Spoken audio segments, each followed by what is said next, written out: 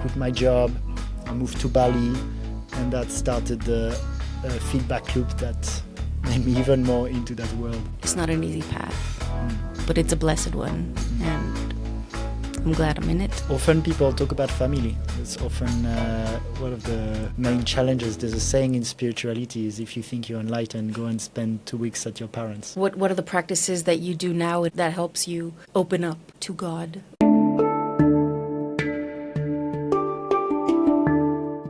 Welcome back to the Vibe Higher with Gigi podcast. I am Gigi, and today we have the wonderful, the fabulous Alex Lambert again. Today is going to be a special episode because it's going to be a bit more conversational, and we are in a podcasting studio with the lights and the mics all set up for us already. And so, in today's topic, we are going to be talking about spirituality, how we have come into fruition into our own spiritual, I was going to say warfare, but no, spiritual enlightenment or spiritual, the path in which we find ourselves today, how it has helped us in obstacles in life, and what kind of practices we might be doing in our day-to-day lives to uplift ourselves and to vibe higher. So I'm going to introduce Alex again, podcast coach extraordinaire and raw food vegan aficionado. Welcome, Alex. Thank you. Yeah, there could be more labels and more to add, but that's a good start. I'm super happy to be here. Yeah, we're definitely living in a world of labels nowadays, a lot of labels today. But yes, good labels, hopefully. Yeah, I mean, it can be part of the discussion too, being that human body and world, sometimes it's actually practical to have labels, even though we know we're beyond that. Definitely, I think labels bring upon some sort of semantics to make sense of things more. But it's also not that the greatest idea to put things into columns, which makes this just easier for us to comprehend things, and maybe it's not the best idea too, but yes. Yeah, I think it's practical, and then we can know that we're beyond that. Awesome. Yeah, in the last podcast you mentioned your spiritual enlightenment, or your spiritual, awakening. Awakening, that's the word. That's the word. A bit too much. I was going to mention, that's the thing. So there's like a spiritual awakening where you're awakening to a new consciousness, and then enlightenment, right? Yeah, because I do have issues with that term spiritual awakening, because it brings into fruition terms of we are enlightened, but we're not enlightened. We're seeing things in a different perspective, people in a different light, and our lives just naturally go towards a different direction. Okay. Yeah, I mean, words are words, right? So they only have meaning based on the meaning we give them. And in my perception, enlightenment is that really strong term where you feel you're I've the definition I give to it is almost of being always present and never triggered, and be really in that Buddha or that Christ consciousness 24/7. That's why I prefer awakening. I find awakening is more, and I could ask after for your definition, but to me, spiritual awakening is, okay, I feel I'm more than that body and mind, I'm more than this life, I feel we're all connected, we are one, and we are pure consciousness fractalized into those different body and minds to interact with each other and play the game of life, what's called Lila, I think, in things in the Hindu tradition. And to me, awakening is, I feel I've had a spiritual awakening because 8 years ago, since that time, more and more, I feel I live my life, I'm aware of that higher dimension. Enlightenment feels like, that perfection thing. So that's why I say I had a spiritual awakening. I wouldn't say I'm enlightened. But then these are words, of course, so we can play with different definitions. Yeah. What is a spiritual awakening to you? An awakening definitely is an awakening towards the path of knowing oneself. I feel like going within instead of always focusing on the outer world, what other people think, our jobs, our careers, our future, our income, our houses, our cars, our clothes. But it's really like going within. But going within is not an easy thing to do because you have to like, one has to face their deepest and darkest demons, but it's also in layers, right? You don't have to do it all at the same time, and it's a life path, and so we go towards that step by step. But an awakening of sorts is the transition between maybe the earthiness existence and a connection with the spirit. Yeah. Love that. Yeah, I remember as a child, I would go to bed, I mean, as a really young child, like maybe 6, in my apartment building in Montreal. And like I would be able to see through dimensions. And I knew at that time that that was the another world, but it didn't come very often. It just came like sporadically, but I knew of some sort even back then, and I was never exposed to that kind of like theology, philosophy, and I just knew that I was connecting to that another realm that was beyond the realm that I was in right now. And then as I grew up and as I was more exposed to the worldly world, that kind of connection kind of stopped within me. Yeah. It's interesting. I feel like being in Ubud, a lot of people are here who have had a spiritual awakening, and there's almost 2 different paths. I feel there is people like you who already had this kind of multidimensional experiences as a child, and maybe then came into what we can call the Western matrix, and then rediscovered that. And there's what has been more my path, which is to have that totally dormant for the first 27 years of my life, and to only awaken to it later on. I mean, obviously it's based on what I recall from my memory, but definitely didn't recall growing up spiritual in any way. I think mine went in phases as well, because I feel like my real spiritual awakening was in 9th grade, where things just changed. I started seeing like politics, life in a different way. They changed my class in high school. I made new friends. I spoke about different things in different ways. I went to a Pink Floyd concert 3 years later, but that was so I think, I don't know if it was a spiritual awakening, but it was definitely a way of seeing the world in a different way, and in some ways, yeah, maybe you could speak more about like what happened when you were 27 that switched everything up for you. Yeah.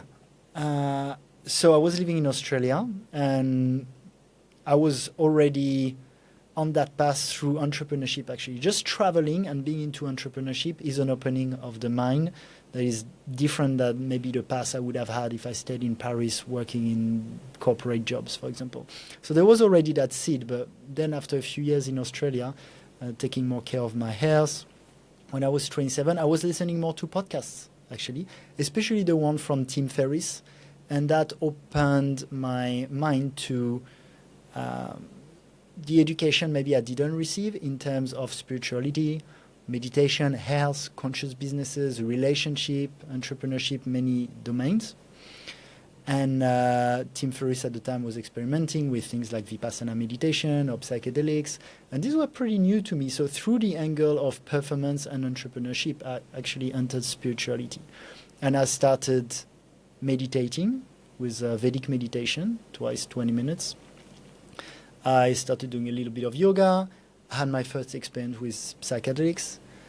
And I started reading more books, including Eckhart Tolle, The Power of Now, and A New Earth. And so all these experiences really expanded my mind to who I was and what life was. So that's what happened when I was 27. And then I started meditating more. I had more experiences with plant medicine. I became vegan. I started reading so many personal development books. And I quit my job. I moved to Bali. And that started the feedback loop that made me even more into that world. Wow, that's quite the journey. Yeah. Yeah, definitely the vibrations in Bali are very different than in the Western world or somewhere that's not in the jungle. And so you feel like maybe that this environment is more conducive towards that, 100%. 100%. Starting by the field held by the locals. In Bali, the most important is spirituality. So if there's an important ceremony, they will close their business. And at first I didn't understand. I was like, why do they close? They're losing so much business and money there with doing those ceremonies. But it's just, to them, that's more important. And by living here and developing my own spirituality, I understand why you would think this way. And now it's also more important to me. My relationship with the universe, with God, is more important than making money or growing my business. And so starting with the locals, and obviously they've created a field also for the conscious expat community, let's call it. And then I was also surrounded by people who were vegan, who were meditating, were going to yoga, reading the same kind of books, had the same transformations. And as humans, we like to belong, right? We like to... can be nice sometimes to be special, but honestly, most of the time, I prefer to belong, to feel like I'm not too different from other people. And if I had come back in Paris, for example, when my friends from the time in business school would party and drink, and I wasn't drinking anymore, and don't really understand some of my choices in life, it can be a little bit tiring. So yeah, being in Bali, surrounded by the field of the locals and the expat community, I feel is an accelerator into grounding that new identity almost. Yeah, especially in Ubud, the expat community is very spiritually orientated, and the locals are always seem to be in ceremony. Like, I drove by 2 ceremonies, a cremation ceremony, and perhaps maybe I think it was a new house ceremony. So every time there's something new, a new baby, a new house, there's always like a celebration, but in a spiritual kind of direction. And they give gratitude almost every day, doing the blessings to the gods, and gratitude is such a powerful practice. That's what they do, right? It's gratitude. The gratitude is a very high vibrational state, energy. There's something else about when you are in your spiritual awakening, you step out of that whole going out to drink environment, and so you detach from a lot of your older, your old friends who might congregate for that specific mission, is to go drink and get drunk. I know that I got into, it was 2011, it was 2008 that I got acquainted with Shivananda Ashram north of Montreal in Valmorin, and as soon as I got into the ashram, it's a very Hindu-based yogic philosophic environment, and if you stay there and if you volunteer there, you're always doing the practice. You're waking up at 5:30. You're meditating at 6 for satsang. You're doing yoga at 8. You're working in the kitchen. No, you're eating at 10:30, and then at 10 o'clock, and then you're doing karma yoga. You're doing seva for a few hours. They at that particular ashram, they make you work quite a bit. And then in the evening, you do the same schedule, 4 o'clock yoga, eating, and satsangs. And so I got acquainted to that community, and I started teaching yoga in that ashram in the center in Montreal, and it shifted. It shifted my life. I got a whole new slew of friends. I stopped going out to bars at night, and it was good practice for me to be presented with, and it was I guess meant to be. It's challenging too. Indeed. Because you're getting away from that whole world, and you're being presented to a whole new one, which feels better, which feels lighter, which feels like more purposeful kind of thing. And then it helps you in your other day-to-day life. If you're doing enough meditation and enough yoga postures, if you're reading the philosophies, and if you're chanting the names of the gods as much as you can, and you have this different perception on life, it makes your interaction with other people and with situations in life a bit more alleviating in terms of stress.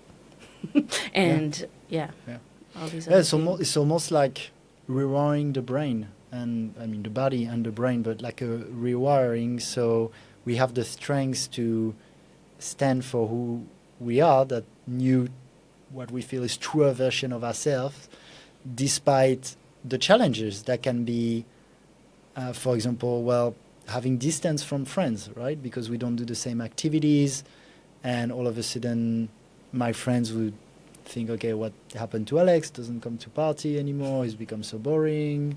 He's doing this weird thing where he goes meditating, and then my mom might be like, is he in a cult? And maybe my dad's like, oh, well, he was doing these prestigious studies and now he's living in Bali doing some kind of coaching, or I don't understand what he does.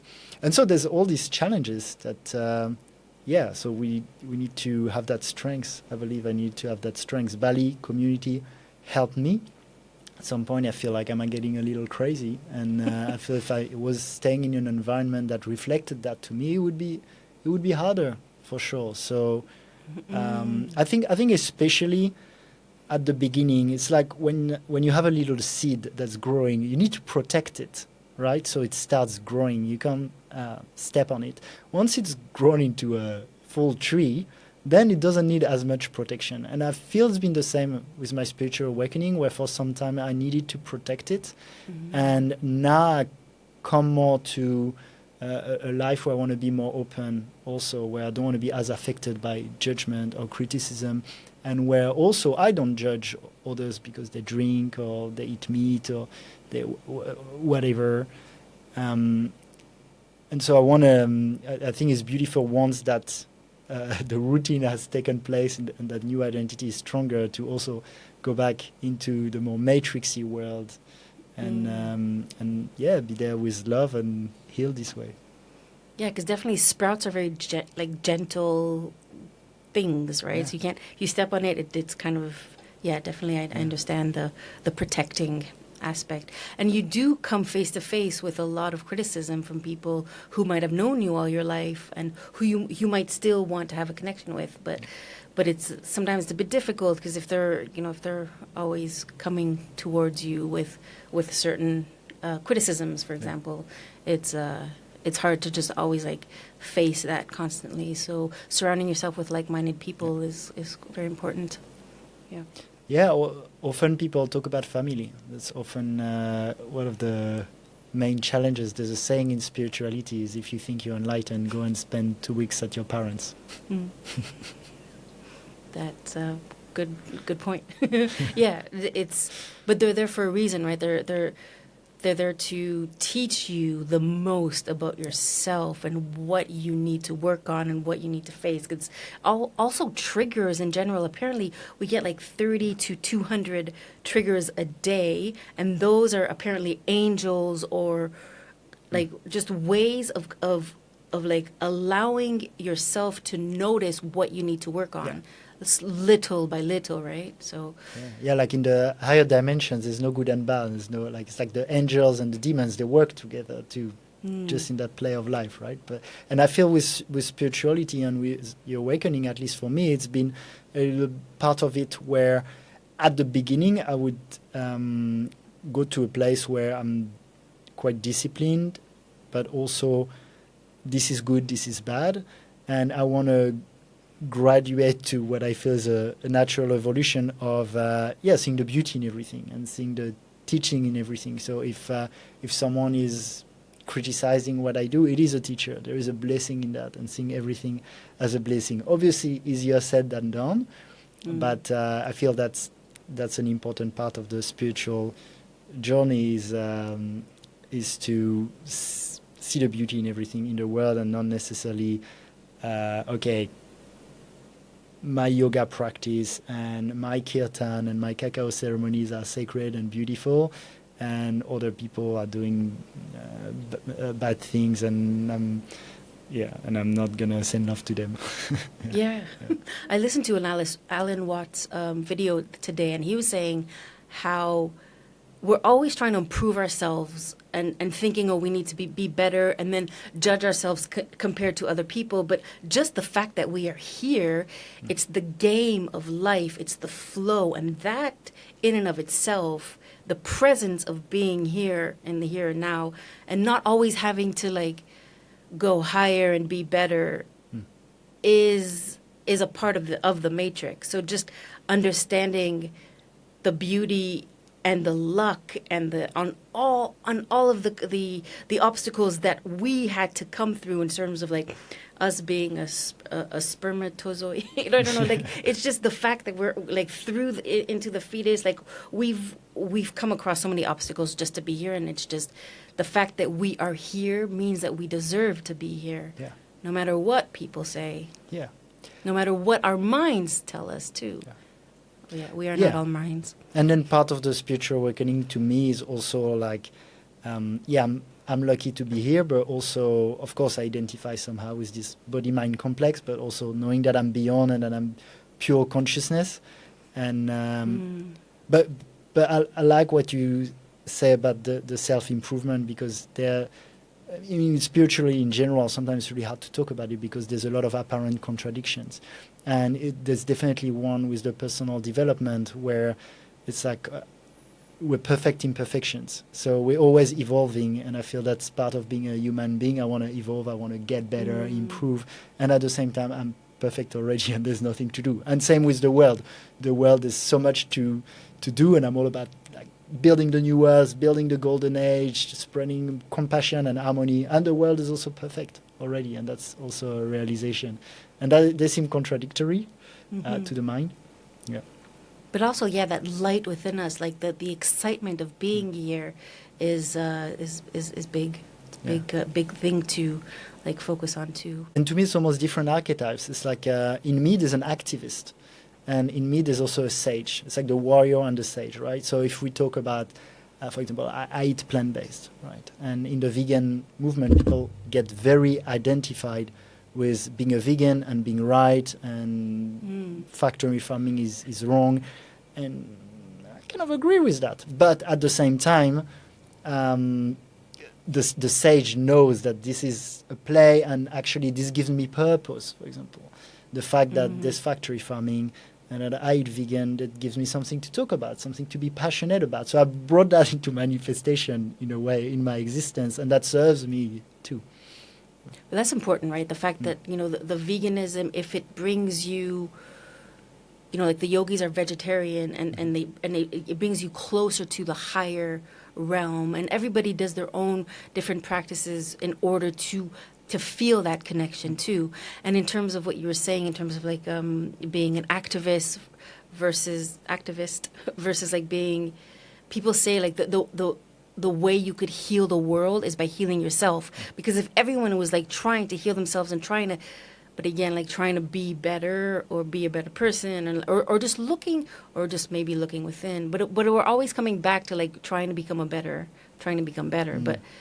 But if we're just like looking within ourselves and being true to ourselves and trying to be authentic, but it's also the search for authenticity. But that's what the video was saying today. It's like just letting it all kind of leave so that authenticity comes to you. It's not like searching for that. But my point being is that like, the being the activist is like you could heal the world and make it a better place by trying to make just you a better person. And then, because there wouldn't be so many wars on this planet if the leaders were actually human, and also if they were like looking within themselves, which I don't think a lot of war makers do. They don't want the best for humanity. They want oil. That's questionable, actually. Interesting. Yeah. I think a lot of the so-called evil in the world is done through unconsciousness or weakness, more than people wanting to have bad intentions. I think people that we see are creating bad things in the world think they do good. So, for example, if you take a terrorist in the Middle East that has had their family killed and feel really oppressed by another state and starts killing innocent people, in their mind, they're defending their country, right? And that's often the case when there's two countries thinks they're the good side in general. So I think a lot of time we demonize people, but actually, all of us individually, we think we're the good people. That's true. Yeah. Yes, indeed. We always think that we are in the right. Yeah. Everybody thinks that they Yeah. are in the right, Yeah. right? Like now there's Palestine, Israel, everyone's like, oh, it's terrible in Gaza. I'm sure Netanyahu, I don't think he's like, oh, let's be cruel. I think he's thinking I'm doing what needs to be done to protect the state and my people. You think that? that's a big. That's I mean, a I big can't know question. for sure. I don't know if we I should go can't know into for like sure, the but politics. yeah.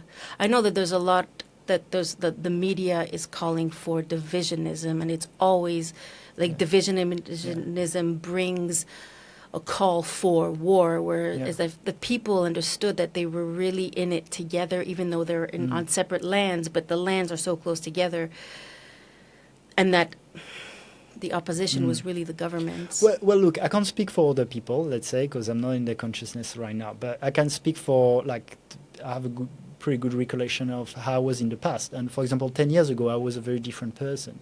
And I was drinking and I was doing sometimes things that now I wouldn't be proud of. But to take a very specific example, right now, I think it's really wrong to eat meat from factory farming, right? But when I was doing it at the time, when I was eating at McDonald's, I had no clue. I had no idea. I wasn't thinking about it at all. So that really came from unconsciousness. And even all the things that when I look back, I'm like, okay, that was not a good thing to do at the time. I wasn't doing it from bad intention. I was just unaware or, weak, didn't want to deal with the thing, unconsciousness really. So is it unconsciousness or is it a switch in consciousness? Is it like an aperture, a closure, or just a shift from like right to left or What do you mean? In terms of like, when you were eating McDonald's in the past, were you unconscious or did you just have like a different consciousness, right? Yeah, I was unconscious of some things. I was unconscious of how animals were treated, why it mattered. I didn't really care about it. So I was in a different consciousness, and that consciousness was unaware of those specific things.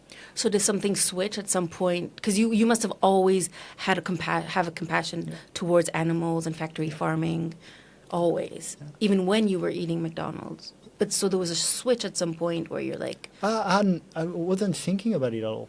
Like I was never, it was not in my field at all. I had no education about it. So then when people started to explain to me and I watched a few documentaries, I was like, okay, that makes sense. I'm going to stop that. And that's where I got the awareness. And then there's an element of strength also because I had habits from very young of eating bread and cheese and croissant. The French. I'm French, yeah. So since I was 3, 4, I was eating these things, and it can be a little challenging to change habits that are so ingrained in us. So, yeah. And maybe we could talk about like what are the practices that you do now in order that helps you kind of open up to God or the ether. Yeah, sure. Well, I like to meditate. I try to do twice 20 minutes a day. That's kind of a rebalancing to reconnect with God, the universe, with like seeing through the veil of this existence, and helps me, I feel, navigate life more gracefully overall. I love to practice gratitude also. That's a good hack for happiness, and because really our happiness isn't really so much about what happens to us, about how grateful we are for things. That's why you can be a billionaire and be miserable. And we see it all around here in Bali. A lot of people don't have so much materially, and they seem much happier than the average Westerner.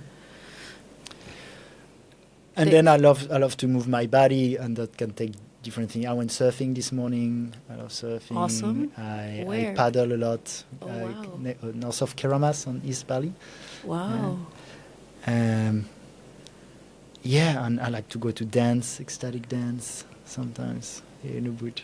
So that's some of the practices. And of course, I try to practice also that awareness all the time, right? So I'm not at a level where I'm always in that state of awareness. That's why I feel I need to have practices, but I believe there's a time where you're always in meditation. And so that's why I try to practice. Like as I speak with you, as I eat my food, as I'm on my scooter, and I try to make every scooter ride a meditation to really like relax my body, be present. And so adding, it's like I have my practices and then I try to get the awareness into everything I do. Yeah, I think. How about you? Oh, that's a good question.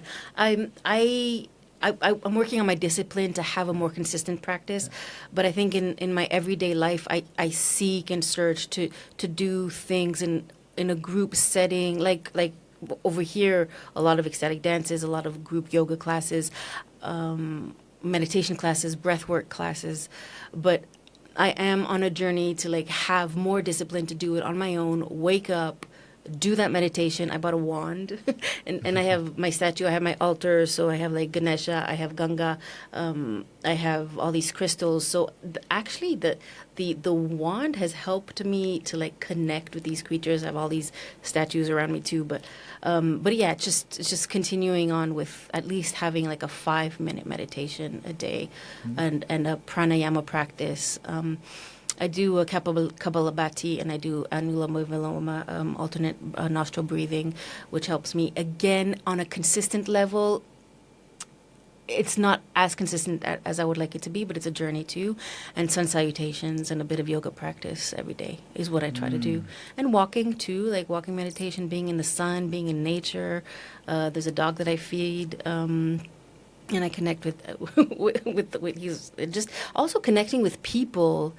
I feel grounds me, and depending on us, like who, but also it grounds me and it brings me to the present. So any practice that I have that brings me to the present moment, a connection with water, connection with the sun, connection with the elements. I'm not too crazy about air elements, like airplanes, but yeah, all connection with all elements and sweat lodge practice. So it's just, it's been a continual, journey towards opening my Ajna chakra. Yes, yeah. My consciousness. Yeah, dogs are a great spiritual teacher. I love how much love they give, and they're always happy to see us. Definitely. And the ones that bark at you the most are the ones who I think are treated the least well. So actually, I went for a walk the other day, and I went through a village, and I just got a stick, and I just kept it. I didn't hit any dogs, but it was a protective mechanism. I'm not sure why I'm bringing that up, but it was quite a journey for me to like go through. It was a walking journey, but dogs are really great because they're so much like they're just full of love, and they only give you love, and there's no other ulterior motive except for food. They do like to have for you to feed them. Yeah. So yeah, it's interesting. There's a kind of practice I wanted to do a bit more in my everyday life is when I'm a little bit bored or I don't know what to do, like unfortunately probably many people in 21st century, I tend to go to my phone, right? Go on Instagram, check my messages, and it's interesting to observe almost like my phone is grabbing me. So what I try to do, works so much better, is to sit on a cushion, and so it's not a proper meditation. I don't put a timer. I just wait for inspiration to come. Oh, wow. Yeah. And that's a really good practice when I'm strong enough to do it. There's actually a TED Talk that I watched like 7 or 8 years ago. It's called How Boredom Leads to the Most Brilliant Idea or something like this. A famous TED Talk. And it's really true. It's like when we allow ourselves to not be busy and to let inspiration come through, it comes. And so wow. Sometimes like busy trying to do things, and I sit down and I'm like, okay, do this, talk to that person, and it just comes like this. So that's definitely a practice I want to do more. So instead of picking up that phone, just sitting down and closing your eyes. Yeah, or maybe not even, just doing nothing. Oh, staring at the wall? Or just not doing anything? Yeah, I can stare at Feeling nature, that. at the wall, just not do anything. Feeling Close your it. eyes if you want. Because I know even like 2 minutes, 4 minutes, 5 minutes of just closing your eyes and just letting the thoughts, being the observer of the thoughts, allows you, just a little bit, allows you to be the observer of your life instead of getting too enmeshed in the emotions and like in the trigger and the emotion. So the distance between the emotion and the trigger kind of disperse a bit, the more maybe you sit down to meditate for a couple minutes a day. Yeah. Thank you very much, Alex. This has been amazing. Is there any final thoughts? I mean, I love these discussions. We talk about being present, having a podcast on spirituality. It's like I feel great doing it. So that's also something that can get us present. And I mean, there's so much more we could cover, but I think I really like what you brought up. With that balance of personal development and spirituality, and at the same time just being, not trying to be better, and just being ourselves. So whether we talked about it with personal development, it's like sometimes the trap of personal development is that sometimes the best personal development things you can do is just to realize you're perfect and there's nothing to get better. That's the thing, because you are perfect. We are all. And we have the same with spirituality. Some people would not say they're spiritual at all, and they actually act with so much kindness and devotion that you could consider them spiritual. And some people say they're very spiritual and then act in the world in a way that I feel wouldn't reflect that. So that's why there's no Olympics of spirituality. It's hard to be like, okay, he's number one, number two, because sometimes the people who don't consider themselves spiritual can be seen as the most also. So it's again, it's an interesting field to talk about for that reason, that there's all these apparent contradictions. Definitely. And if they have compassion, authenticity, and there was a third one, gratitude, compassion, authenticity, and gratitude, like the highest vibrations, they're just good people. Maybe to close, let's say, Gigi, would you recommend a spiritual awakening? If you were like on Google reviews or Trustpilot and they ask you, would you recommend a spiritual awakening? How many stars? No. But I guess eventually, on the other side, when you do like enough work, enough personal work, but again, it's like the concept of getting better and getting it better, but it's more of the concept of looking within. It's not an easy path, but it's a blessed one, and I'm glad I'm in it. But thank you for being on Vibe Higher with Gigi. I'll see you guys in the next episode.